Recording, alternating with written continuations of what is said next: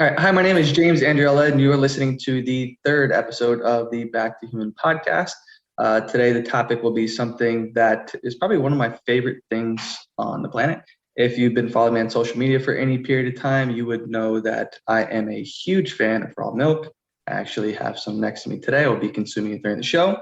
And today, I have a special guest on the show, someone whom I'm consider would be the expert in this area. I have Mark McAfee. Did I pronounce that correct again? Yeah, Mark McAfee. Good enough. McAfee. I've been called far worse. It's okay. There we go. Mark McAfee. He is the CEO and the founder of Organic Pastures Dairy, and he is also the founder of the Raw Milk Institute. So I'm just going to jump right into this. And Mark, how did you get your start in the raw milk world? Great question. Yeah.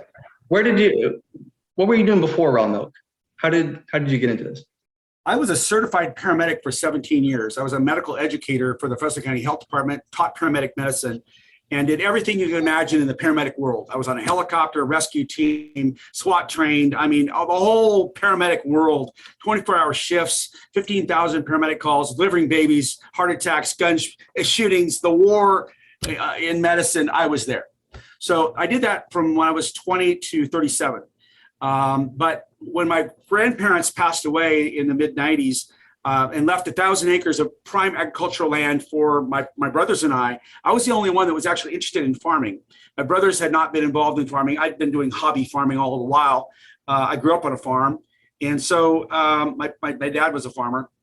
I decided, you know what, I'm going to leave paramedic medicine. I've done that. I'm not going to say anything more. I've done it all 10 times. I'm tired of it. It's exhausting. And we started Organic Pastures Dairy, which is now called Raw Farm, by the way. 2 years ago, we changed our name to Raw Farm. And a very insightful thing happened because I didn't know about raw milk. I knew I wanted to be consumer connected and I wanted to bring organic food to people. But the word organic was really kind of misleading because you can get organic milk that's highly processed. And that's not what I was all about. So we started Organic Pastures Dairy with the idea that we were going to produce this great product for people. And I put up a website saying Organic Pastures Dairy is producing raw milk and selling its milk to be pasteurized at Organic Valley. But I was like in an ignorant daze about what really I was going to do. I just knew I wanted to do good things with milk and with dairy and with farm. Here I am, this ex-paramedic coming in with a lot of health background and knowing medicine pretty well as pre-med, had pre-med certification and all that stuff. And so lo and behold, by doing that one step, I put a website up 1999, 2000, which is pretty early for websites. And people came to me and said, we want your milk raw. And I listened. They said, we want milk raw because it's got all these things in it that are destroyed in pasteurization. And I listened, and my wife listened. My wife's got her master's degree in nursing and delivers babies. She's retired now. But so medicine meets consumers that want raw. That's what happened. And so we bottled up a bunch of our milk here at the dairy. I didn't even have a creamery, just selling our milk. I bottled it up by hand and put it in the back of a Suburban and drove it down to Los Angeles to a little place in Venice Beach called The Garage, which is kind of the speakeasy, moonshine, get your milk there. Raw milk is legal in California, but I didn't know that the world's largest raw milk dairy, the Altadena Dairy, had just gone out of business and sold to Suiza and Dean's Foods. So raw milk had stopped production in May of 1999, and I didn't know it. And here I come onto the market with organic milk that's being sold to be pasteurized, but I'm close to LA. I'm 2.5 hours away, and I'm the closest organic dairy, and people say they want it raw. So I take this milk down to LA. I take a couple hundred gallons, or a couple half gallons of milk in ice chest down to LA in our Suburban and drove into this back alley. Now, if you can picture this with me, this is really transformational to me. It almost makes me cry. I drive into this alley, and we drive in really slowly because there's like 100 people or more just crowding the space. It's just crowded. And they're all cheering. They're all cheering like the UN just dropped bags of rice in starving Somalia, right? Here we are driving in. And before I could stop the vehicle, people had opened the back of the Suburban, opened the ice chest, started throwing $10 and $20 bills into the car, grabbing raw milk and saying, thank you, come back next week. Wow. Well, that was a transformational moment for my wife and I, who didn't know these people from anybody. here we are, farmers from Fresno, and coming into LA, and these people are just kissing us and crying and screaming and yelling and just going crazy.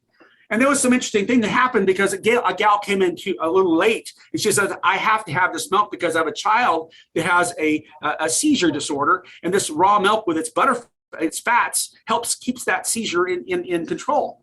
And we didn't know about that. I kind of put two and two together as a paramedic, but I didn't really understand the physiology of raw fats and anti-inflammatory compounds, all that stuff that I know now. And all the milk was gone. And here's this woman crying to my wife saying, I've got to have this milk. So my wife went to this gal who grabbed 10 and said, you're going to give 3 of these back, and gave her back her money, some of her money, and gave the milk to this woman who was crying for her daughter's life. And I said, we'll be back next week. So we got back in our Suburban, and I don't know how many thousands of dollars we had layered all over the car with empty ice chests. And we left, and we said, what the hell just happened? And so we had a 4-hour talk on the way home. And we said, these people want something from us, and we have an obligation as good human beings to do something about this. And there's a market opportunity that's completely unsatisfied. And let's get a permit from the state of California. Let's do this now. And we did. We got a permit right away. We built a small creamery with some reefer vans, and we started diverting milk from our contract with Organic Valley and started bottling it. And within a year, we had $1 million in sales in all the Whole Foods and stuff in LA through a local distributor. Was the guy that was running the Venice Beach garage there. He actually worked as our distributor for the first few months and started things off, and then we started doing it ourselves. But that was the beginning of my raw milk experience. Since then, that's 22 years ago, I have become a tenacious student at the genomic level of raw milk. And I spent a lot of time with the UC Davis researchers that study breast milk.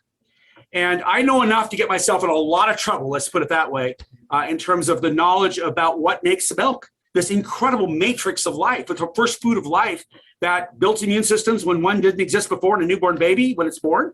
And the pressures, the generational pressures that for the last 200,000, 300,000 years, you pick your number, have created this more and more successful food to keep the youngest, most insecure, most vulnerable babies to thrive. And that's the first food of life, with all of its antibodies and raw fats and bacterial diversity and enzymes that are completely alive and vital, and mineral availability, and all these carbohydrates, extremely complex carbohydrates, oligosaccharides that only feed bad bugs and starve good bugs. I mean, only feed good bugs and starve bad bugs. All this crazy stuff created by something way stronger than our brains in terms of the generational pressures of ecology and evolution that mammals thrive on with milk from their mothers. So that all said, I've been the only farmer that's attended, I think the 1 or 2 years other farmers have attended, but for the most part, I've been the only farmer that's attended the International Milk Genomics Consortium conferences all over the world. I've been to Aarhus, Denmark. I've been to Australia twice. I've been all over the United States at these conventions with 150 or more PhDs that study breast milk and raw milk. And I'm the farmer. They're going, tell me more, and asking stupid questions. And they love the questions I ask because they're so real. These PhDs are so smart to stupid because their information is so deep and so narrow, and they know nothing about the rest of the world. They know everything about this really deep, but they don't know about the rest of reality. And I know about the rest of reality, asking questions about how their knowledge pertains to the rest of reality. And it's extremely exciting for these people to hear a farmer say, but what about this? And they're all saying secretly, we hate pasteurization. It screws up all the good stuff. So the secrets of science come through when you get to know these people, when they say, a hungry mouth cannot freely speak. That's a quote. When they say, we'll lose our grant if we start talking to you, buddy. We love what you're doing. In fact, some of us even consume your products, but we can't go there because we lose our grant. That's the world I live in, which is driven by consumers, hated by the FDA because they represent the processors. We bypass that whole thing. And so we're constantly being beat on the FDA. But the thing is that I've said this many times, this great quote, they may have the guns and the money, but I got the truth and the moms. Yeah. And it's really true, because if the science is behind you, mammalian evolution is behind you, you understand the food safety, you understand the genomics, and you understand everything about the value and virtue and beauty of raw milk, and you understand how it connects to people and how they really thrive on it, consumers love you passionately because of the change in their lives. And you probably know about this. Yeah. But if you could concentrate on that and ignore all the other pressures, the FDA and all these processors that hate your guts, and just concentrate on the good of people, you win. And that's what we do. We ignore all the background noise and focus on people and food safety. And in California, we're very blessed. You're unfortunate down in Florida. Yeah, I think you can sell it as a pet food in some stores, but the bottom line is in California, it's legally 100% legal. It's just strict to be done. And as long as you understand those strict standards and you execute excellently, you do great. We become masters at doing that. So that's my long-winded answer to what got me going on raw milk. And now I'm a passionate pioneer as well as leader of other farms all together as a community, building a community, nourishing humanity. It's great stuff. Holy crap, man. That's like a movie. Oh, in fact, there is a movie producer in LA looking right now for funding to put this into a movie because he loves the raw milk. And he's connected all the movie stars in LA and they all drink raw milk. Julia Roberts is all over it. Patrick Dempsey's kids are drinking it at the charter schools are going to. I mean, Martin Sheen and all those, you just name it. There's people in movies. It's our biggest sales area is Hollywood, where they love it because it keeps them young, keeps the wrinkles off their face. It's good for the gut. It's immune system building. It's delicious. I mean, we're thriving in COVID because of the fact that raw milk is such a fantastic immune system building food. It's good for the microbiome. And if your gut is strong, you generally do very well with any kind of pathogenic viral invasion that might come along. The studies in Europe show that very clearly. It's interesting that that those celebrities aren't really endorsing, or maybe I just don't see it. Hey, look up, what's her name? The race car driver, Patrick. Danica Patrick. Danica. She supports the hell out of us. She loves it. Yeah, she doesn't live in California. She has a home here, but she's back and forth. She's a big endorser and supporter. She just had a big video that came out in support of what we're doing.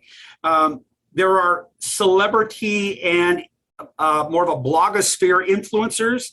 And there's a bunch of them that have 50, 100, 200, 500,000 followers. Tori Spelling, huge supporter, all free because her 5 little rugrats run around totally happy and healthy on raw milk. 5 kids, totally gorgeous, that used to have all kinds of issues with frequent colds and this and that. And they don't have that anymore because raw milk's in their lives. So we do have a lot of celebrity endorsement, not all of them, but we know that they consume it through the back door. We know that they do that. A lot of the celebrity managers don't want to give away their endorsements for free. So we have those that just come passionately overwhelmed by the fact that they've got to get involved because they love it so much. And that's the Tori Spelling version, and the Danica Patrick and those that have come forward and just said, I love this stuff. You got to have it. That's awesome.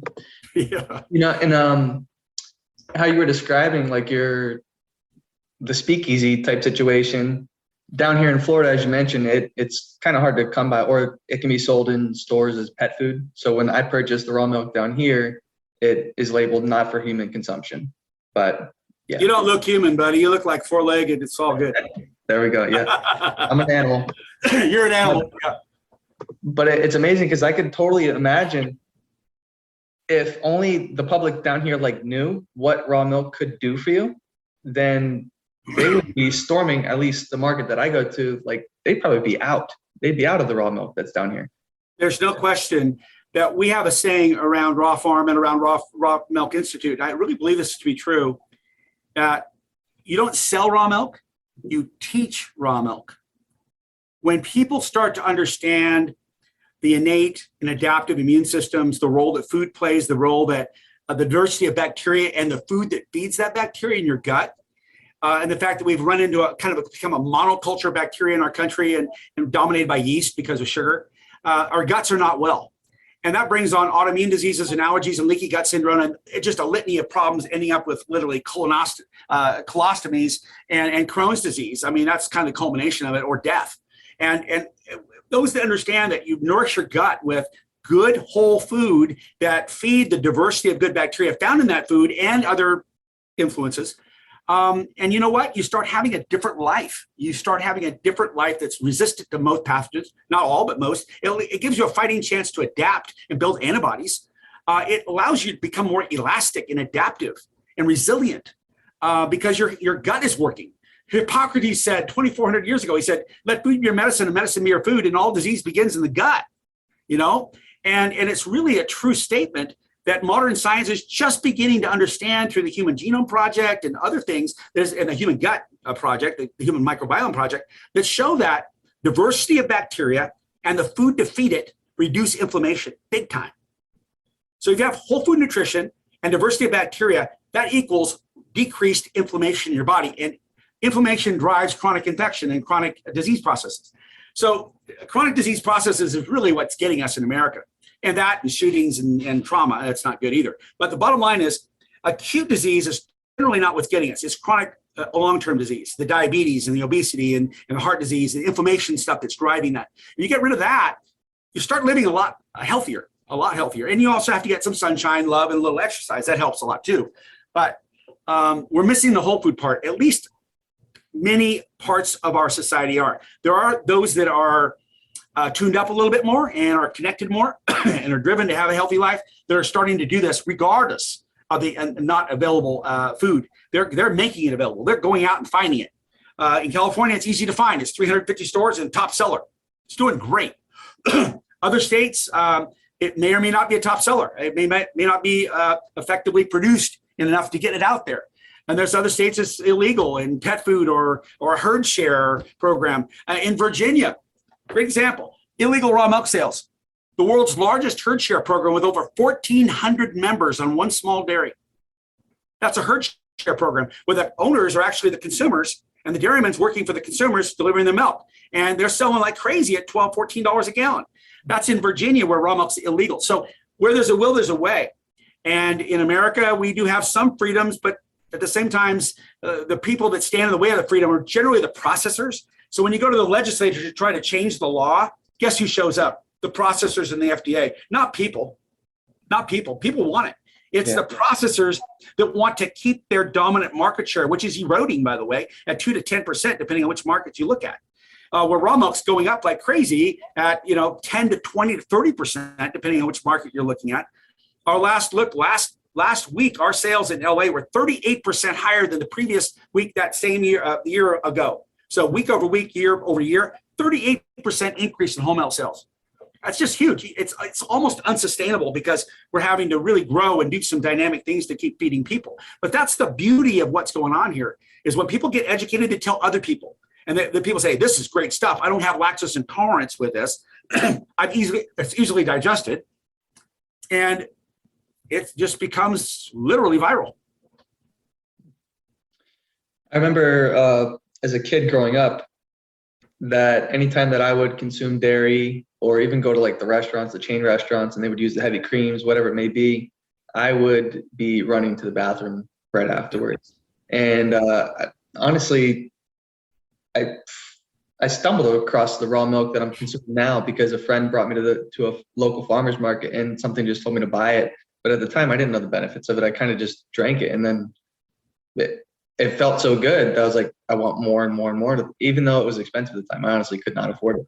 It's not cheap. It's not cheap, but it represents true value to the farmer and true value to the consumer. That's an honest relationship. The benefits of raw milk are very interesting.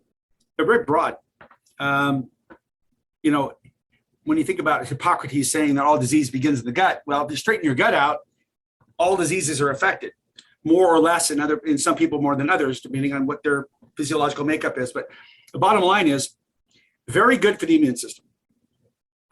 It allows you to build antibodies in response to lots of different kinds of bacteria and viruses found in raw milk at low levels.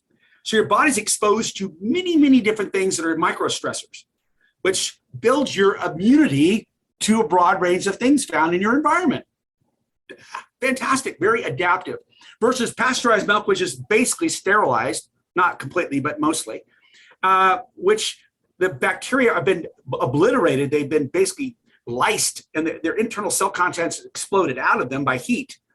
And that becomes foreign protein in your body that your body just says, get it out of here. That's allergenic. It's not something I'm used to seeing. It's not normal. There's a raw whey protein found in raw milk. The raw whey protein actually stabilizes mast cells. Mast cells are where histamines come from. So the whole allergy response is mediated and reduced because mast cells are stabilized. So that's one of the functions. That's one of the ways that raw milk is anti-inflammatory. There's the enzyme alkaline phosphatase, which is carried mostly on the butterfat cell. And that enzyme's been found to be very anti-inflammatory directly. In fact, it's been studied in Europe. It has to do with the whole French paradox, where raw cheese was found a few years ago to be a really big part of why the French have so little chronic disease for those that eat that diet, the Mediterranean diet. It's the red wine, they say a little bit, but mostly the 2.5 or 3 pounds of raw cheese consumed per week that includes this alkaline phosphatase enzyme, which is mostly missing in our diets because everything is completely pasteurized except for raw. So there's some incredible Mother Nature's blueprints and secrets in this food we're talking about here that have very, very, very important values to human health. Allergies are reduced, asthma is reduced, ear infections are reduced, fevers are reduced in children. All this is backed up by big studies that are found at the CDC and NIH website, which is right there in the middle of our world, right there. PubMed is the scientific Bible. It's there. The FDA will not let me speak of it, except I can do it in first world with you because I'm using my First Amendment rights. Thank God I at least got that a little bit. But the bottom line is I can't go out and put this published out on websites and stuff because they say you're making medical claims. And that's creating, quote, a new drug because in their world, their regulatory world, they created a regulatory regime in which anything that claims a cure must be considered a new drug. So only drugs cure. And so if I come out and say raw milk reduces asthma, I've created a new drug and I'm subject to sanction because I haven't gone through a $100 million study with the FDA for their approval to say yes. And they won't say yes because they're bed partners with big processors that absolutely can't make that claim. So this is people. This is about people saying enough, and we have to keep the peace enough until we're strong enough where we say, get out of the way because we're in charge. The bottom line is people are driving this through market share claiming and dollar voting and supporting their farmers. Yeah, I've always felt that that this change definitely needs to come from the consumer and where you're putting your dollar because you dictate the market. If there's no demand for the pasteurized dairy, then guess what? That kind of goes away. And now everyone's slipping over towards raw milk.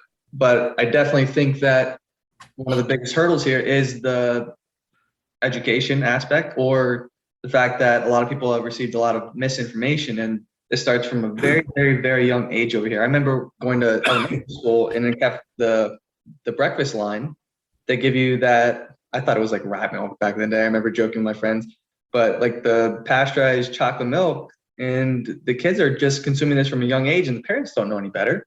No. So, and the marketing too. So I know that you mentioned that you were initially selling to Organic Valley, correct? Correct. So you have the marketing terms, which would be organic. However, that's just like the big stamp on the front of it, but people need to read the fine print and realize that that pasteurized stuff, which is sold in many of the supermarkets, is probably doing more harm than good for you. And I know that you just said that the raw milk is anti-inflammatory, but a lot of people will get the recommendations from their physicians saying that they need to cut out all dairy because it is correct inflammatory. And they don't know the word, or they don't know the difference between organic and pasteurized and all that stuff kind of is a blur to them because they don't receive any training or education in that in medical school whatsoever.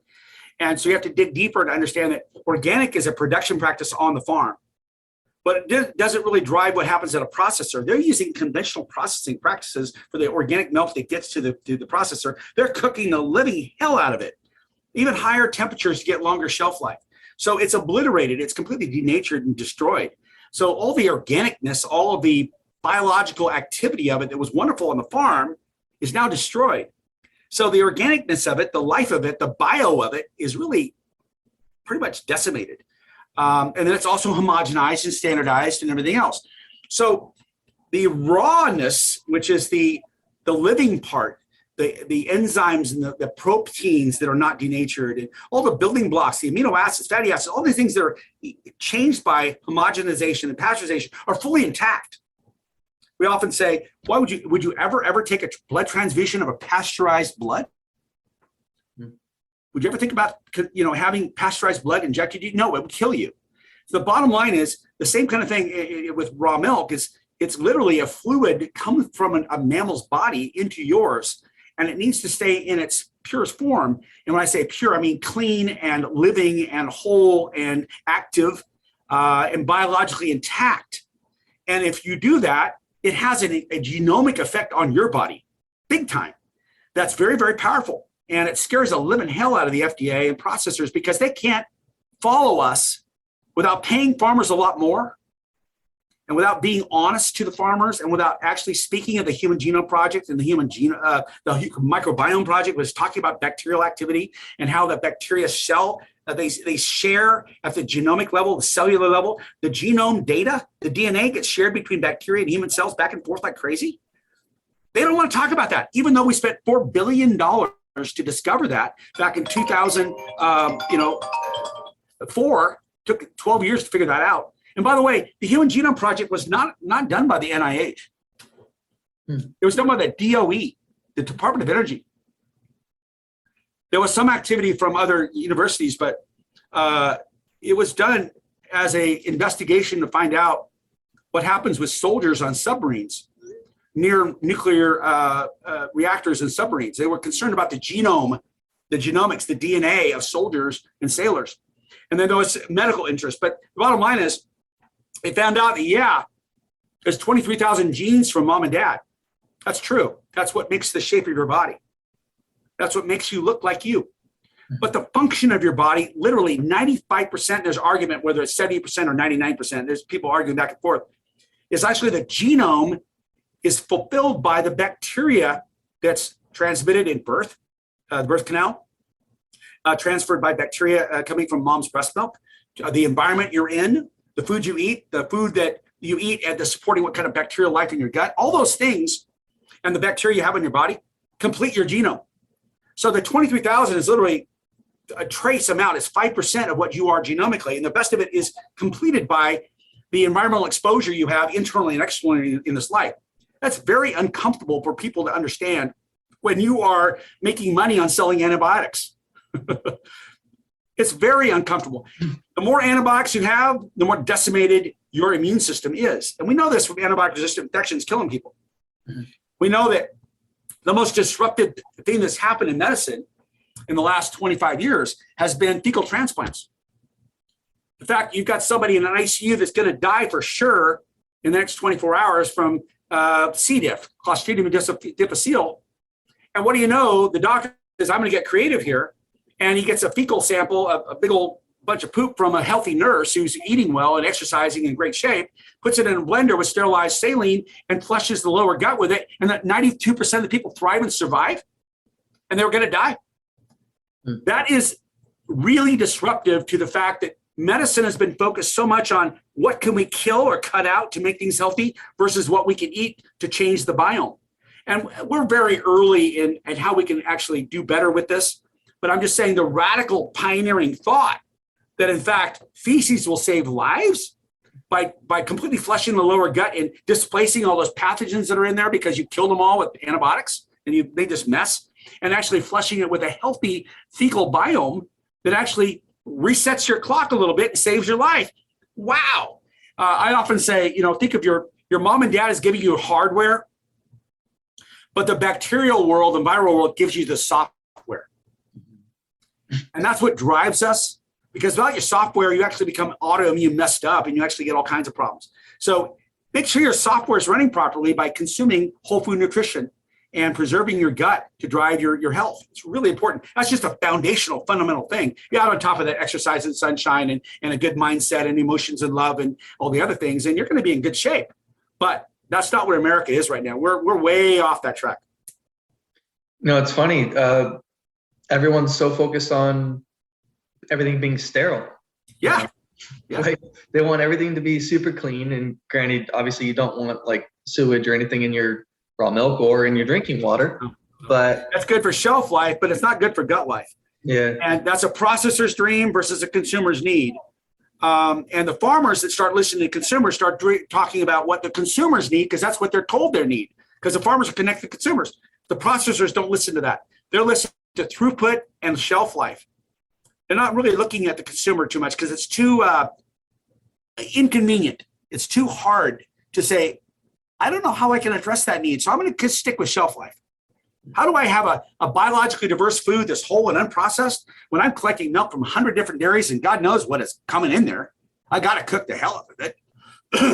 That doesn't fit. Doesn't fit their model. Their battleship can't change course. It's stuck going this way, and it's got billions of dollars invested in going this way. It can't move over this way.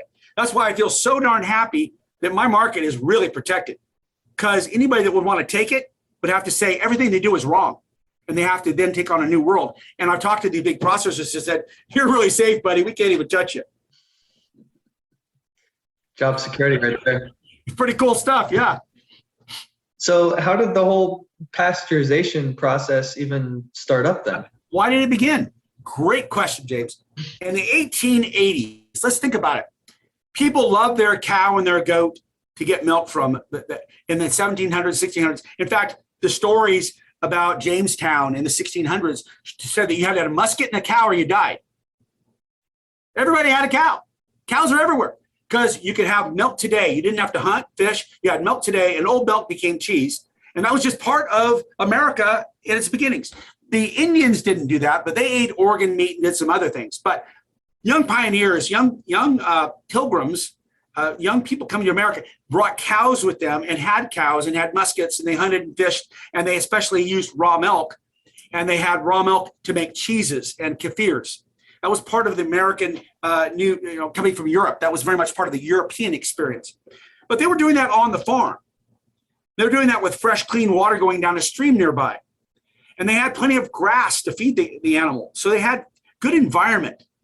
They could adapt well to that, and their bodies were not out of sync with it. They were part of it. They were living in that dirt.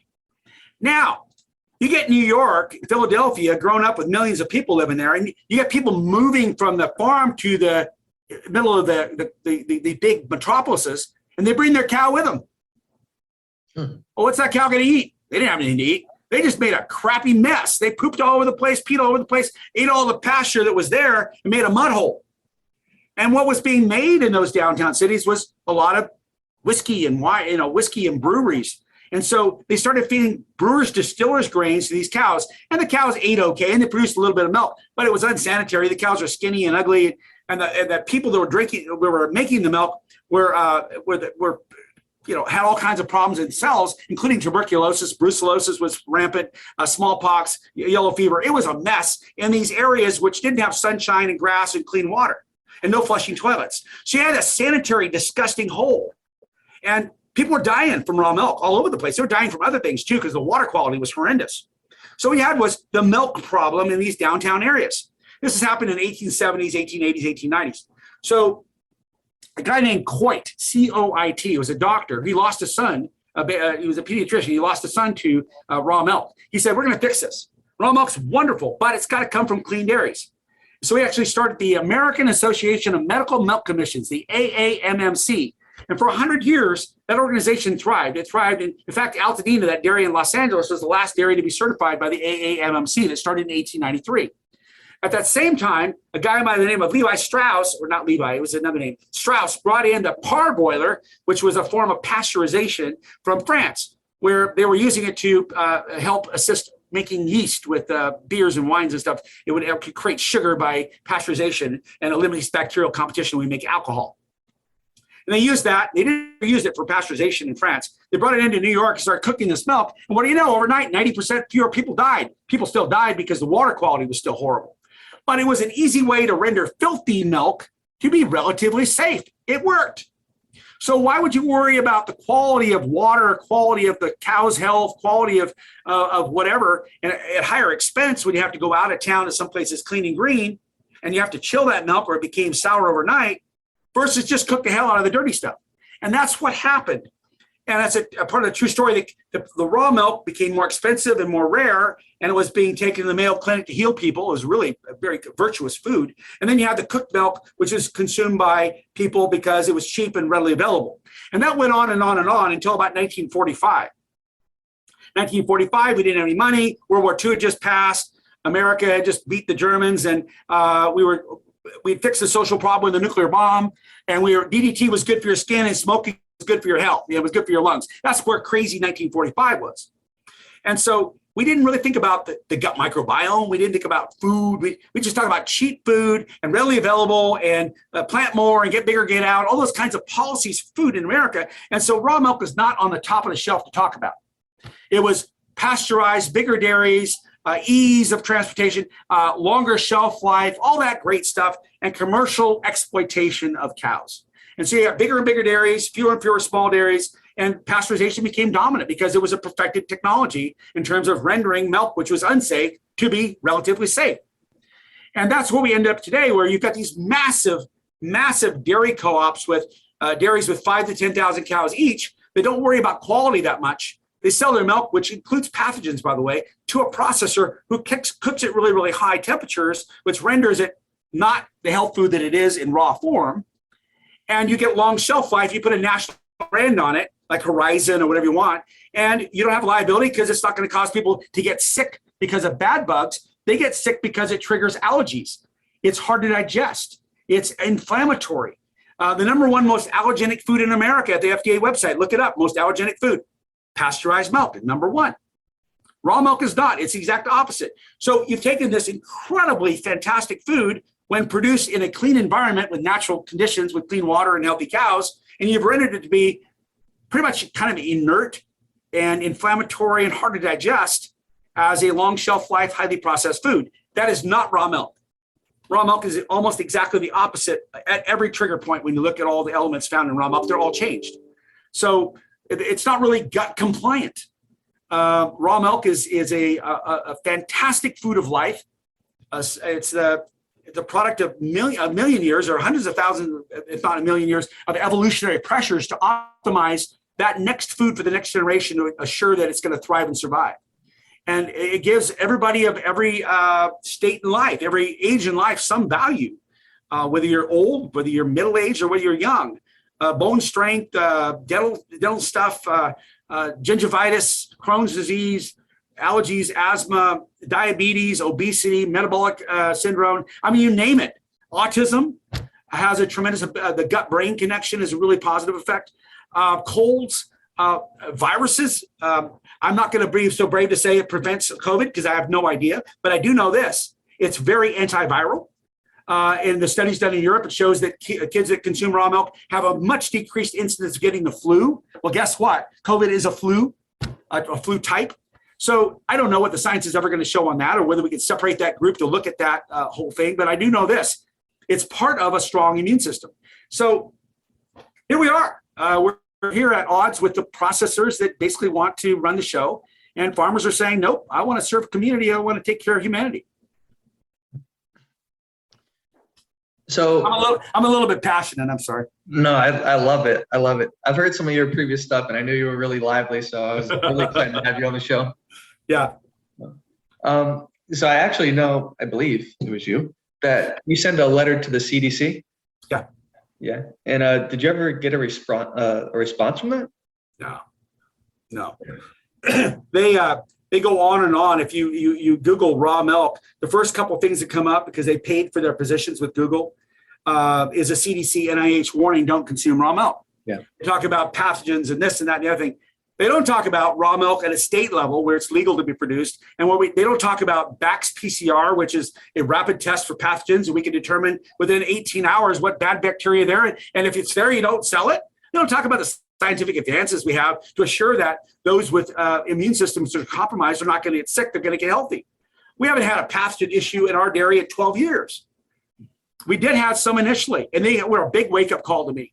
And I was like, whoa, that's not part of the plan. What the hell? And I literally, we wrote award-winning ramp plans and HACCP plans and engaged all kinds of technology to figure out what really was going on. You know, what we found out was very interesting. Most of those bad bacteria, like E. coli, came from cows that just gave birth to their calves. Mm. And so, you know what? We didn't put those cows in our herd until 30 or 40 days later, and we tested them twice. We haven't had a problem since. We test all batches of milk every day, and we don't let fresh cows get into our milk herd for another 3 or 4 weeks, and we do multiple testing there just to assure. And once or twice a year, we get a positive. That's enough to shut you down if you really don't know what you're doing. That's once or twice a year out of 750 milkings. So it's a very, very small level thing, but we take care of it down to that level to assure it never pops its head up. We spend $15,000 a month just on testing alone to assure we have concrete assurance that our risk is ultimate low, really, really low. And as a result, it's so low that you can't find it. It's not there. And there's three things required to get sick. One, a pathogen must be present. It's got to be viral. It's going to be viral. It's got to be it's going to be a badass bacteria. Number two, if there's got to be a level of them, there's got to be a mass of them, a group of them, a load of them high enough to trigger illness in you. And three, the host, that's the human consumer, must have a weakened immune system and not immune to it. So if those three things don't line up, you don't get sick. So the goal here is have a strong immune system, have your pathogen levels at zero and never have a load of them, and nobody ever gets sick. They get healthy. So the bacteria you do find in raw milk are the beneficial, good yogurt-like bacteria and a diversity of them. And that's what you really becomes a fortification against bad bacteria that can't get a hold of you and make you sick. Yep. Going back to what we were saying about like being sterile and everyone taking antibiotics, and it just seems like people are afraid of germs and bacteria. And it also comes down to what the cow is actually eating too, because whatever the cow is feeding on, it's going to be in the breast milk. So wouldn't it, aren't people getting sick as well from the cows either getting antibiotics or hormones, stuff like that? And then even if you pasteurize it, wouldn't that still be in that milk as well? Correct. Pasteurization does not eliminate antibiotics. Pasteurization does not eliminate hormones. It may change them slightly, but they come through in the milk. So you're right. You're right. That's why it's a holistic approach. Yeah. You put your cows on pasture, you feed them supplemental feeds, which don't have GMOs, don't have hormones, don't have antibiotics, and you prevent those by creating the right kind of conditions for the cow. Nutritional conditions, environmental conditions, the water quality, all those things go together. You have a cow that's really in good shape. She's coming in with a fairly clean udder because she's not laying down in her poop. She's in a dry environment. She's in pastures. She got sunshine with vitamin D, all those kinds of conditions and nutrition, all that stuff around the cow. So holistic approach to the cow. Cow gets in, you clean her udder really, really well. So all you're getting is clean raw milk coming out of the teat with no other factors being in the milk chain. And then that milk goes directly to a chiller, which drops that milk from 99 degrees to 34 degrees in literally less than a minute and a half. And so you've got really cold milk, which is stabilized with a biodiversity of beneficial bacteria at low levels. At low levels. It comes from the teat canal and that trace amount of influence that you get from the environment that you can't do anything about it, and you wouldn't want to do anything about it. It's there, but it's not pathogenic bacteria. Then we that milk at 5,000 or 6,000 gallons at a time. We test that milk by taking it off at a lab. 18 hours later, we get the data back. We say, good to go. We send that milk into our plant. We bottle it, package it, put it on our truck, get out in the store. Within 2 days, we get the milk in the store shelf. And it's got another 16 days to go before it starts to turn or become slightly sour. And because we're learning such low bacteria counts and the milk's cold, it's very stable. But if you let it get warm, it's going to grow like yogurt. And that's okay. It's a living food. But because we've been able to stabilize the milk early with cold chilling and keep that cold, you've got a long shelf life, and it lasts another week and a half or 2 weeks in the consumer's refrigerator. And they just go back and buy once a week, and that's a routine that works. And that really does take the risk out of raw milk, and all the benefits are still there. And it's kind of a relationship we have with consumers where they know how to manage their milk. They know how to sour it and make it into other things if they want to. They can add some yogurt cultures in there and culture it and make kefir, or they can buy our kefir. We make kefir. They can buy raw cheese that's never been thermalized. It's been never been above 100 degrees. So it's got all these wonderful raw milk values still in it. It's not fake raw cheese. It's been cooked and they call it raw. That's legal to do, by the way, which is a lie. It's really sad, but it's true. Because the definition of pasteurization is defined. It's when you get to 161 degrees in 15 to 20 seconds, you pasteurize. But if you don't own a pasteurizer, then it's raw. You could cook it up to 180, 200 degrees, and you could say it's raw. I don't have a pasteurizer license because pasteurization is actually regulated. So it's really a phony deal going on with how so we call our cheeses truly raw and define what exact that is, which is outside of the standard, but it retains the value bacteriologically as far as the human genome is concerned, and the bacteria in the gut that you need and all the elements. We also make butter, which is 87% butterfat, which carries that fantastic anti-inflammatory enzyme, alkaline phosphatase, and all the other wonderful things, the vitamin D and A and all everything is found in the fat of milk. And what's interesting about that is really, really good for the brain. Raw fats are critical for brain development. We know that from the breast milk. Breast milk doesn't have pasteurized fats. It's got raw fats. And breast milk is very, very important for brain development. So enhancement of brain development and neuron development, because remember that the nerves are covered with Schwann cells, which are mostly cholesterol and fat. So those raw fats are really, really wonderful building blocks for the nervous system and the brain of the body. The carbohydrates, the sugars are specialized. Lactose sugars are really, really important in terms of energy source. I mean, it just goes on and on. That the Mother Nature had this figured out a long time ago, and mankind came and screwed it all up by taking dirty milk that had a problem with pathogens, and that's true, it did. And it does. But it's conditions, it's water quality, it's all those other things that you're creating an environment around that cow where it has to be pasteurized because it's dirty. You got bad bugs, and the farmers are not paid to have clean milk. They're paid to get a lot of milk out for cheap. And so why would they clean it up? They're not getting paid for clean milk. They get paid for pounds of milk coming out of the cow, whether it's clean or not. So it's a completely paradigm shift to see that evolution between consumers looking to a processor versus a consumer looking to a farmer. It's kind of like putting a Band-Aid on a gaping wound. So treat the environment. I look at the environment of everything. Environment dictates behavior. So if you got a dirty environment, then that's probably going to lead to dirty results and dirty habits. So holistic approach. Look at the big picture. I totally agree. Yep. Happy cows, happy humans. You got it. You got it. You got it. So I was actually going to get into that, but you kind of mentioned a little bit. The pasteurization would also affect other dairy products besides milk. It would be the butter and the cheeses. And I don't think people kind of realize this, but when you go out to eat, the vast majority of the restaurants are not using raw cheeses. They're probably using the craft cheese or whatever's cheap and available to them. So I will give a little bit of a tip to the hat, a little credit here, and that is when you pasteurize at lower temperatures, 160 degrees, and then you culture immediately. Okay. You add cultures like yogurt, cheeses are cultured. That where you add in some bacteria back into it, they generally have a much better digestibility and they're less inflammatory than those that are just strictly pasteurized and no culturing. So a yogurt or a kefir, even if pasteurized, is far better than the pasteurized product because it's had life put back. It's had some CPR done on it. It's recovered a little bit, not all, because the proteins are still completely obliterated. And there's other things that have happened, but you've added some life back into it, which actually creates some enzymatic activity and certainly some biological activity. But it's fairly narrow because all you're doing is adding a couple of cultures when raw milk has maybe 100 different cultures.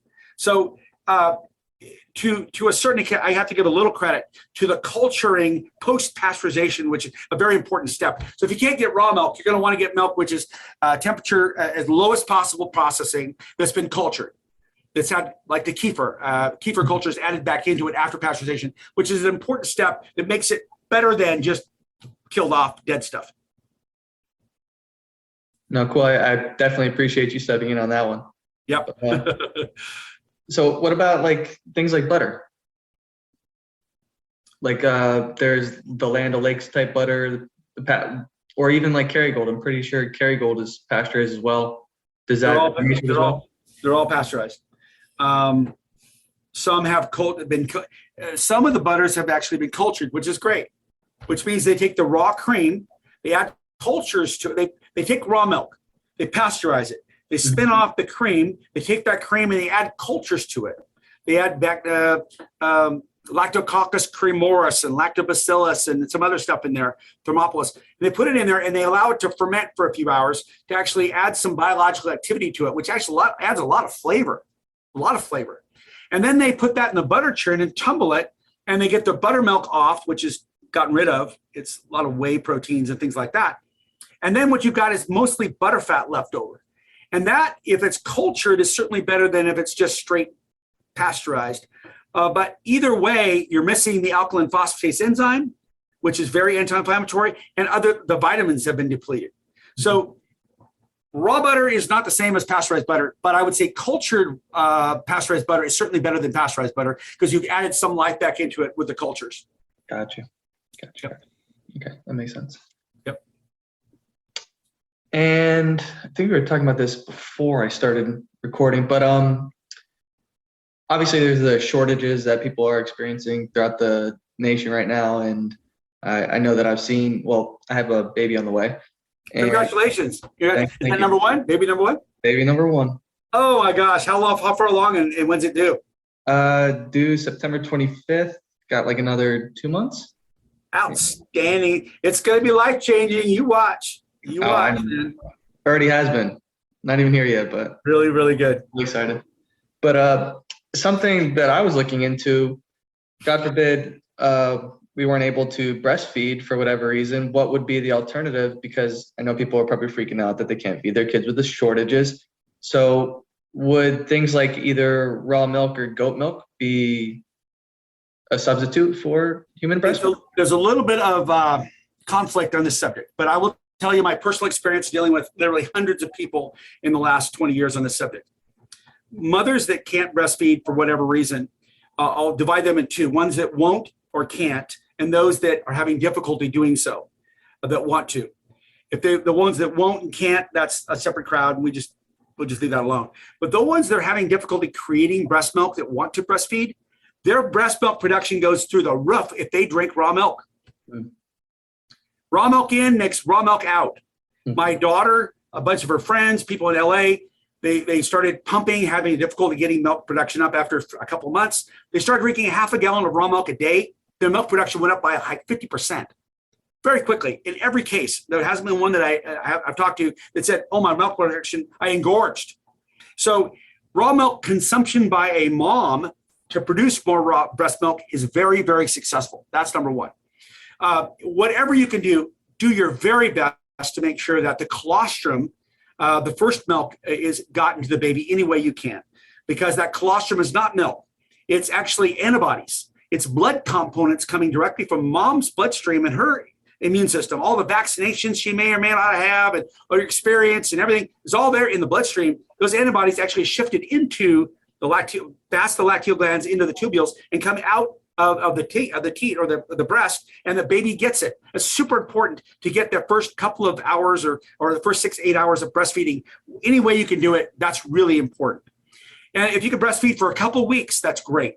And if you can't go beyond that, then that's just the way it is. Raw milk is the next step. It's been that way for tens of thousands of years.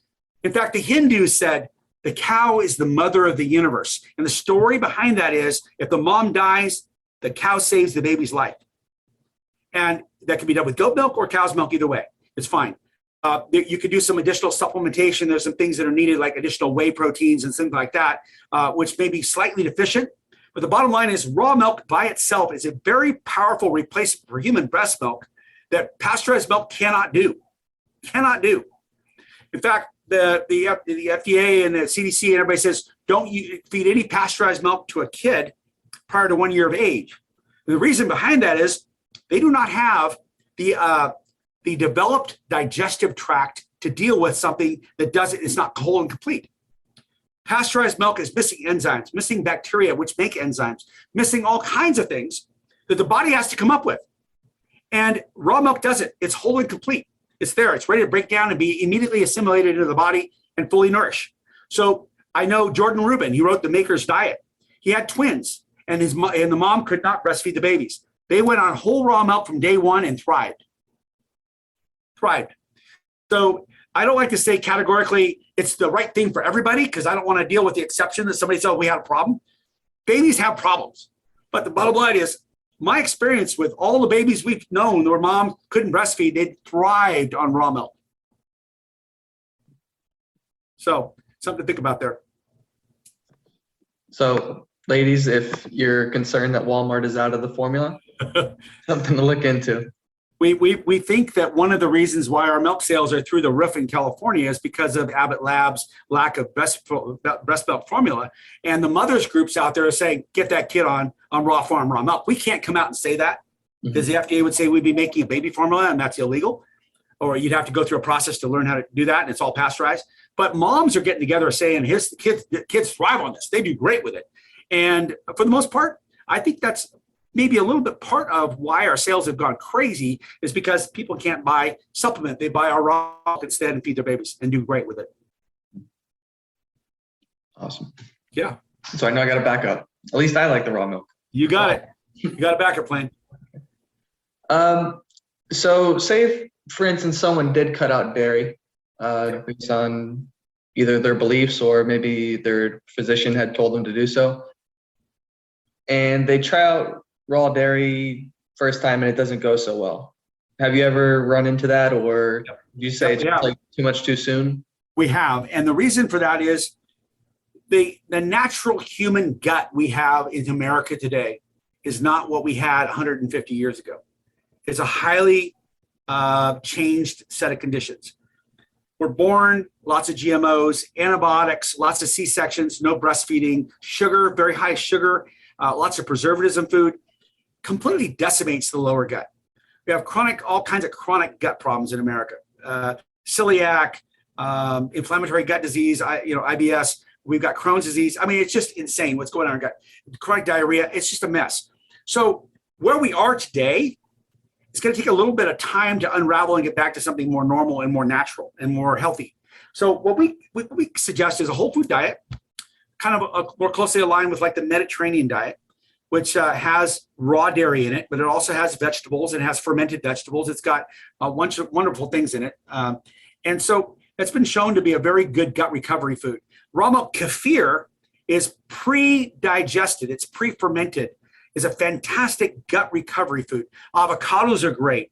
Onions are great. There's a lot of things that create butyric acid in the lower gut, which builds that mucosal lining around the intestines, which is missing.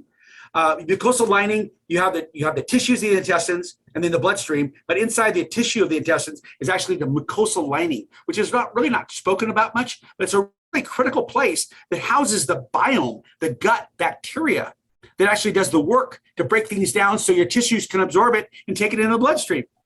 And the tissues actually have leaky gut syndrome. There's a whole leaky gut thing where the Peyer's patches are all open and big molecules get through. They're not supposed to get through. So you have all this undigested food getting into big pieces and causing allergies in the blood system because the body goes, oh, that's not good. Get it out of here. And lots of allergies and histamines. So we have a leaky gut problem with a lot of allergies because the food molecules are too large in the wrong place. So if we can start rebuilding that inner intestinal lining, that mucosal lining, by consuming whole food nutrition and raw milk kefir and other whole foods that have been known to do a great job of replacing that, you actually start protecting yourself and closing up those leaky gut, those Peyer patches, the loose junctions start to tighten up, and your digestive tract starts to work. Allergies start to be reduced because molecules are not getting through the bloodstream without being fully digested. Your enzymes are working properly. Your vitamins are being synthesized properly. You have diversity of bacteria giving you immunity from lots of things that might be a threat. It's just everything starts to work right. So I would suggest that America today has a screwed up gut, big time. And if you've been blessed to have a better gut, great. But if you don't, it's going to take a little while to walk back, especially if you're addicted to things like lots of sugar, Coca-Cola and Pepsi, and eating lots of potato chips with GMOs and stuff that really screw up your gut with Roundup. So all those things are part of our addictive standard American diet. The SAD diet puts us in a place where we actually don't know anything better. So you have to kind of go to the farmer's market to learn how to eat. And you have to start eating whole food nutrition, less processed, no sugar, well hydrated, raw dairy, all these things that heal the gut. And then you start to walk back to a place where your gut starts acting like it's supposed to versus the way it acts in America today, which is not the way it's supposed to. So we have a whole problem with our gut just being messed up to begin with. So we have a lot of people in gut recovery programs to get back to where they should be, which is properly functioning. And that's your role as a health practitioner or health helper, is to nurse people back to health and get their gut to function properly. And there's so much to be learned about the gut microbiome and the correct structure versus where we are today with mucosal linings missing and leaky gut syndrome that's a subject to all kinds of problems, including pathogens, because of the fact that antibiotics have torn up the biological diversity, and what we're eating doesn't support good bacteria, it supports bad bacteria. We got yeast going crazy. I mean, it's a real problem. And most of our market is based on people that want to dedicate themselves to a healthier future. And the fact that the gut is 80, 90% of a healthier future is having a healthy gut. So you pretty much just say like start slow because start slow. And I would start with fermented forms. I would start with raw butter. I would start with raw milk kefir, with smoothies with lots of berries and bananas and those kinds of things in there. Raw eggs, avocados. All those things in smoothies are just delicious and are really, really good for gut recovery. But start slowly and get all that crap out of there. Take the antibiotics out, take all the highly processed stuff out, take out all the sugars. And this may not be easy to do. It may take some time to do that. But that's where you want to walk away from and walk into a world of whole food nutrition that's less processed, without the sugars, and let your gut microbiome start to work properly. Easier said than done. Much easier said than done, because we're addicted to what we do already. And it's scary to go out of that, maybe out of our culture.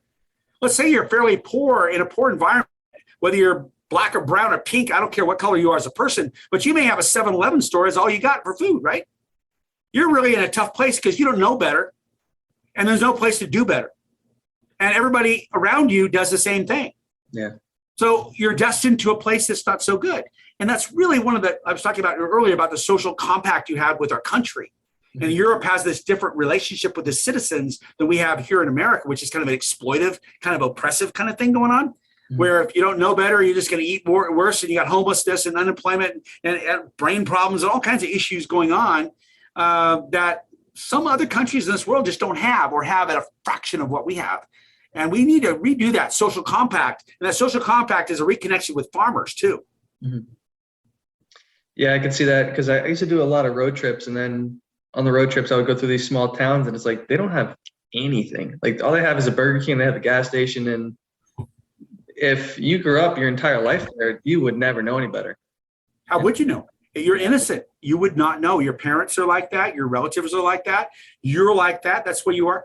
Unless you really are stricken with the thunderbolt of brilliance somehow. I don't know. The internet's a great place, but you got to be dedicated to saying, I want to be different. I want to add the genome outside of the 23,000 that I was given from mom and dad. I want to add the rest of it and make my body work properly. And that means feeding it too. You can't just put the bacterial diversity and expect it to work. They starve. You have to have the food to feed that genome. And that's whole food nutrition. Sugar screws it up. Pasteurized antibiotics, hormones, GMOs, and certainly preservatives intended to kill bacteria. That's why preservatives are in food, is to extend shelf life, kill bacteria. All those things are decimating the gut microbiome. Well, that's exactly where we are in America today. So to liberate ourselves and become really healthy, we have to reconnect back to the soil, back to farmers, and back to whole food nutrition. And that is a big deal. And you said it. It's a lot easier to say than do. I don't want to keep you too long, but since you just mentioned the soil, I've been reading lately, like the soil just doesn't contain what it used to anymore. So even if you're eating organic vegetables and fruits, a lot of the minerals and the vitamins may not even be in there. So how do you address that with your cattle? Get to know your farmer, get to know your food. That's even harder to do, right? Because that means you got to go to someplace and meet a farmer, and you got to talk to him, and you got to talk intelligently about, hey, what are you doing to feed your soil? Because it's absolutely true what you said. The biological diversity of the soils direct the vitality of those things growing in the soils. What kind of manure composts are getting into that soil to nourish the microbes in that soil so the roots can be thriving and grow a good plant versus chemical stuff that's just synthetically thrown on to get a plant to grow today. We're missing all the good stuff. Organics was born in the soils. Organics is a whole entire soil concept. Unfortunately, now with hydroponics taking over organics and organic soils not being managed as effectively as they envisioned should be, get to know your farmer, get to know your food. It's a little tagline that I have: support farmers, not farmers, and the latter being with a PH instead of an F. So farmers over pharmacies. In fact, there's a website that I've got. It's called pharmaciesoverpharmacies.com, showing recovery from gut disease like crazy using raw dairy and whole food nutrition, including a young gal that was going to have, she had Crohn's disease. She was going to have a colostomy and poop in a plastic bag the rest of her life.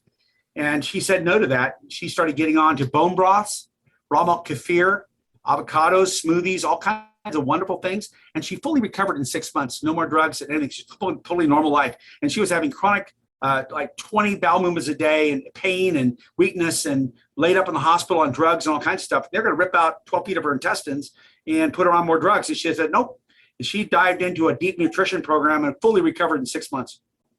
the Tara Rosa's story. It's farmersoverpharmacies.com. Everybody's got to see it. It's really, really a powerful video of me interviewing her, listening to her story and putting the dots together. And that her story is not singular. There's a bunch more people there that share the same kind of story about gut recovery, helping asthma, allergies, and certainly chronic gut problems like celiac and irritable bowel and Crohn's disease. I was actually going to ask, because I think it was right in the beginning of the episode, or maybe before I started recording, I think you mentioned something about babies and how their immune system just like, it's not there yet.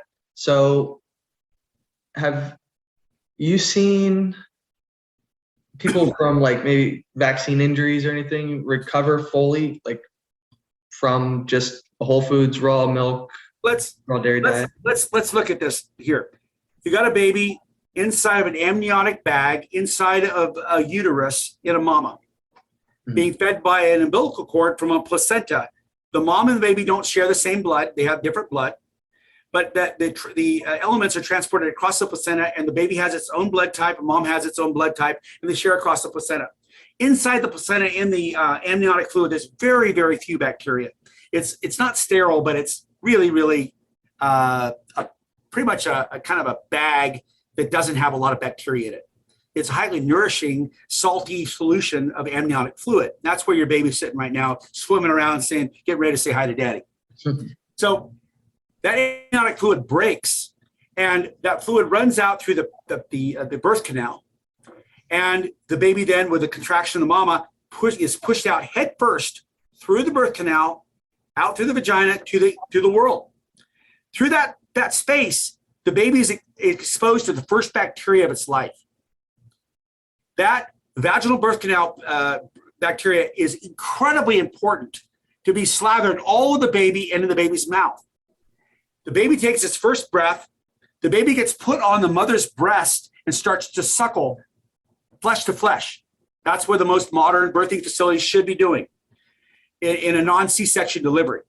And the baby's all slathered with this mother's mucosal vaginal tract and starts to suck into its digestive tract the bacteria from mom's birth canal, as well as colostrum from the mother's nipple in the breast. That gives the first inoculation of bacteria and food to feed that bacteria from the mother's breast, and that shapes the balance of the baby's life for the immune system structure. As the baby's only getting one thing, and that is raw milk from mother's breast, the baby shares bacteria with the mother, and the mother creates antibodies specific to the baby's needs for months. It's a two-way street. The mother is an antibody factory for the baby and actually works with the baby, creating specialized raw milk in her breast for the baby. As the baby thrives on this mother's kind of a commensal mutualistic environment, there's no longer a umbilical cord. Now it's the breast to milk umbilical cord back and forth. The baby now starts to put everything in its mouth. It goes around and sucks on the cat's paw and eats the dog food, and you give them kisses and all this stuff that goes on in the baby's environment. They are just bacteria magnets. What they're doing is they're actually learning their environment, and they're becoming adaptive to it, and they're building antibodies to whatever they come in contact with as part of the formative baby steps to create their own immune system, because they don't have an immune system when they're born. They're very little. The biological diversity of the intestine is nil. So all these things begin by that first passage of life: birth canal, raw milk from the raw colostrum, and then raw milk from the mother's breast, and then other whole food nutrition the baby gets later, at 5 or 6 months later. So giving an antibiotic during that period of time is decimating. In fact, there was a 250% increase of asthma for life for every round of antibiotics given before 1 year of age. Doctors give antibiotics to babies like crazy nowadays. It's nuts. Now, that doesn't mean you don't take an antibiotic if it's really needed and it's going to save the baby's life. We get that. But why put the baby in a position which needs it to begin with? Needs it to begin with. Prevent so you don't have to have it. And C-section deliveries, we don't get any exposure to mom's vaginal fluids, and you don't get any nursing. That baby is really prone to infection, really prone, especially if the baby's a little jittery. Hypoglycemic, doesn't have enough blood sugar. What's the doctor do, or the paramedic do, or the nurse? They flush the baby with a bunch of D50, which is dextrose, 50% sugar. that flushes the gut with a bunch of sugar. And what do you know? Yeast starts to grow. You got a mess from day one. So antibiotics being given, sugar being given, early vaccinations can really screw things up too, because of the contents of the vaccination, which are not a natural process. I'm not anti-vax, but I'm actually very much against early vax. You need to wait to allow that baby to develop the immune system so that when the vaccination hits, it actually has an effective response without really pushing that baby over the edge. You do 10 rounds of antibiotics the first year, and you do all these crazy stuff without even an effective immune system, that baby's going to have nothing but a mess on its hand in terms of trying to struggle to be normal. So delay, have fewer of them, only at the most essential. In Europe, they have 18 vaccinations from 0 to 18. In America, it's over 80. We got an economic interest going on with pharmaceutical countries putting needles in kids all the time. It's not needed. What we need is a stronger immune system in children by good nutrition and nourishment. And that would keep us from having to have all these extra vaccinations. Now, I'm the first one to say that some of these vaccinations are very important. Smallpox, those kinds of things, very important. But we're overdoing it by 10x, 20x. It's crazy. Let's build strong immune systems in children and have a vaccination, but delay it. Let them build an immune system first so they don't react to it and have all kinds of brain fog and brain problems and autism and God knows what else comes out of that stuff. It's horrible. So we should be building strong immune systems first and then a little bit of vaccination later for those things that are really big threats. And Europe's shown the way. 18 to 20 is more than enough. We don't need 80. So that's where I stand on this, which I think is totally logical and totally defensible in terms of responsible protection of children. You start out with a strong immune system. And you build on that, and you may need additional layers of protection. But I tell you what, you don't need 80 shots. It's just not necessary. No, completely agree. That's my world. No, I agree. And we've also seen children that have had vaccine injuries where they have a lot of brain fog and gut problems do a very good job of recovering. And I'm not saying they come back 100%. I'm talking 80%, 90% doing really, really well. Raw butter, raw kefir, those kinds of things, plus a whole food diet. And you'll notice that I'm saying it's not just raw dairy, it's raw dairy plus a whole food diet, because you're not getting everything from raw milk. Although you could survive wholly on raw milk. People have done that because it's a whole food nutrition. You can do pretty well with just raw milk alone. That's not what we eat in America. We eat other things, vegetables and fat, other things, fibers and vegetables and things like that. We have a whole rounded food plate in America, not just raw milk. But raw milk plus a whole food diet will be highly structurally formative to create an immune system in the gut that works very, very well to protect you. It's like the way that you say it just makes me feel like the food is alive. Like it's literally alive. Yeah. Well, your gut is alive. Your gut is a microbiome. Treat it with foods that would support it, nourish it. And those are whole foods. Foods that feed the good bacteria and don't tend to feed the bad ones, like yeast. Or those are actually not bacteria, but they're yeast. Fungi, and other things. So you eat the right foods, they feed the right bacteria.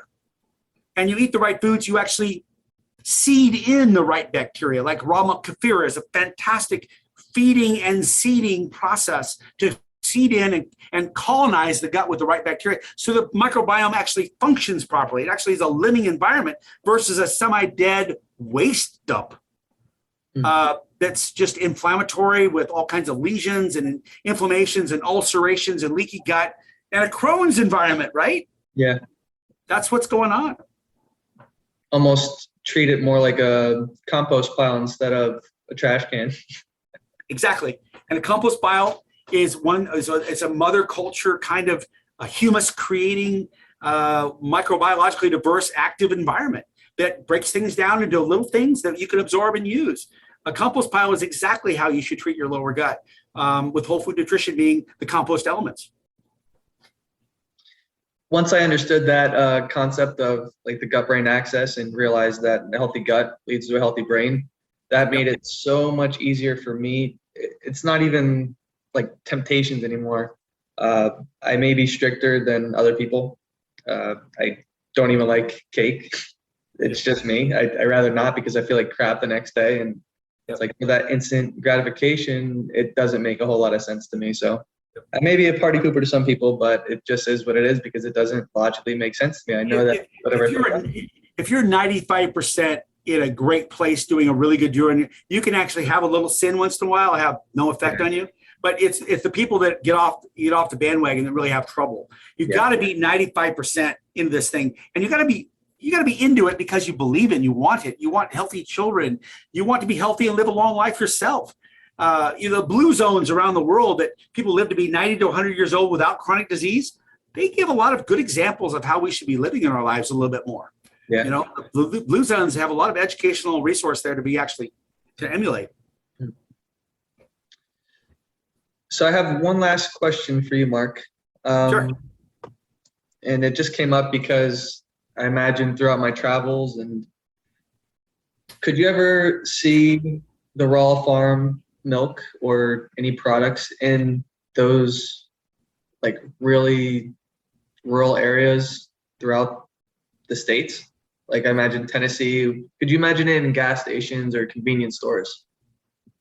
Not in the next short while. Let's put it that way. Mm-hmm. I don't see them in gas stations because it doesn't have a long enough shelf life. Mm-hmm. And gas stations are generally kind of a snack place that are frequented by people that are looking to get a little something to go on the way, some coffee or whatever. They're not generally where you're going to find your nutrition. That said, that's a biased opinion that I have looking from my perspective out into the marketplace. Our foods are found in our food is found in farmers market, on the farm, and in nutrition stores, in Sprouts farmers markets and Erewhon and those kind of higher end places that people that care about nutrition go to find nutrition. But farmers markets for sure, I can see that. On the farm for sure, and in the higher end or niche oriented places where are going to sell this because they sell a lot of it because that's where the consumers go to get it. The broader markets are starting to pick it up a little bit, but it's still not there for them. It's also not there for the farmer because it's hard to get into those distribution channels. It's really hard to get into that shelf space, which is dominated by the Walmarts of the world and the Coca-Cola brands and the big brands that just buy that shelf space and don't want to lose of it and are really aggressive in protecting shelf space. If you've got shelf space, you've got a place to talk to a consumer. And we have never bought shelf space at our farm ever. We have responded to consumer demand by saying, if you want our raw milk someplace, you tell the grocer to give us a call and we'll deliver it to them. But we're not buying shelf space. And by the way, that's how every one of our stores has been created is you tell the store to call us. We call them back. And then we deliver the milk and it sells like crazy. But it's been consumer driven, not store driven. So I don't know the answer to the long-term thing with these, 7-Elevens and the little places you get gas. But the world's changing. Yeah. I think you're going to see hydrogen. You're certainly going to see electricity. Europe's got electricity going like crazy for cars.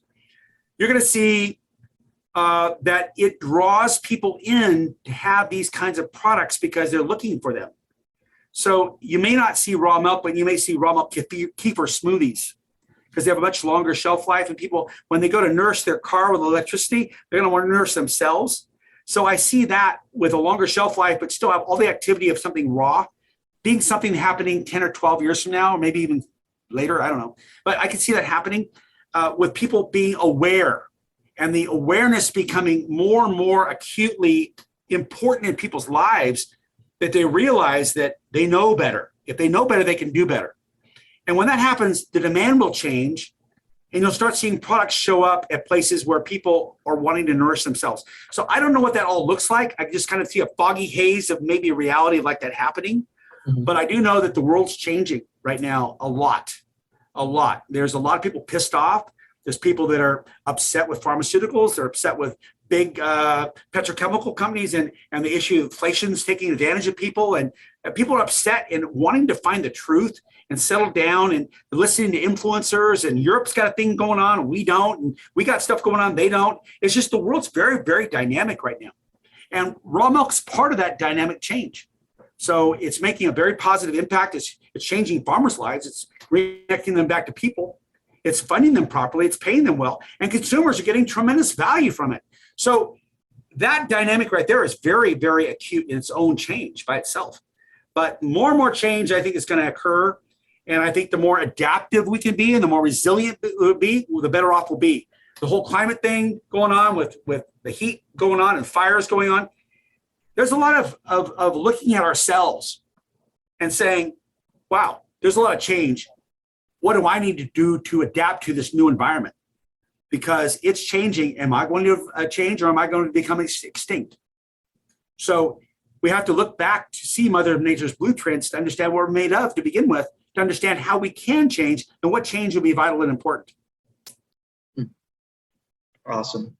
That's actually one of the slogans that I have for this podcast is sometimes going forward requires taking a step back and look at what we already had, because I feel like we're doing something right back in the day. It's just been ignored and kind of swept underneath the rug.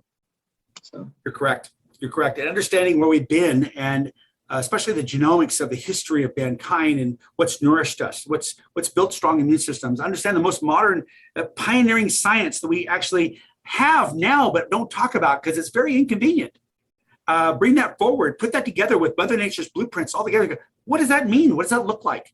And how can we be a better human with compassion, humanity, nutrition, genetics, all those things being optimized going forward versus just being oppressed, beat up bunch of people who are just trying to survive today. It's kind of boring, no? Pretty exciting world. Pretty exciting for me. Yeah, I don't want to live like that. No, I wouldn't want. I don't live like that. I rejoice in change, good change. And good change means being a little radical for good things. And it's not really radical. It's just different. And it's based on strong truths that are undeniable. They are literally undeniable. They're opposed by political forces because of economics and money. But they're true human need kinds of fundamentals. And when you know that truth, you get passionate, you get excited because it's reinforcing. It's not like selling snake oil. You run out of town because people are going to run after you because it doesn't work. You're selling a product, you're getting a product to humanity that works really, really well, and they come back immediately saying, I want a whole lot more because it works. That's a self-fulfilling cycle of life that's really sustainable and good. And that's what I'm involved in. That's what gives me the energy to get up every day and say, this is going to be a great day. Let's do some more of this. The truth will always prevail. Yeah, it will. It will. Yeah. Always comes out. Yeah, when we were paramedics, we always kind of joked a little bit just to get over the emotion of it all. We say, yeah, bleeding always stops eventually. One way or another. Well, yeah, one way or another, bleeding always stops. So yes, sustainability, humanity, compassion, nutrition, having a different compact for how our society works based on mankind being important, and nourishment and education and all those things. So people have jobs, they have purpose, they have good genetics for the next generation, babies are nourished, all those things. We need to revisit that as how we have our civilization. It's really important to see examples around the world where it's done pretty well and where we're not doing it so well. And the results are not so good.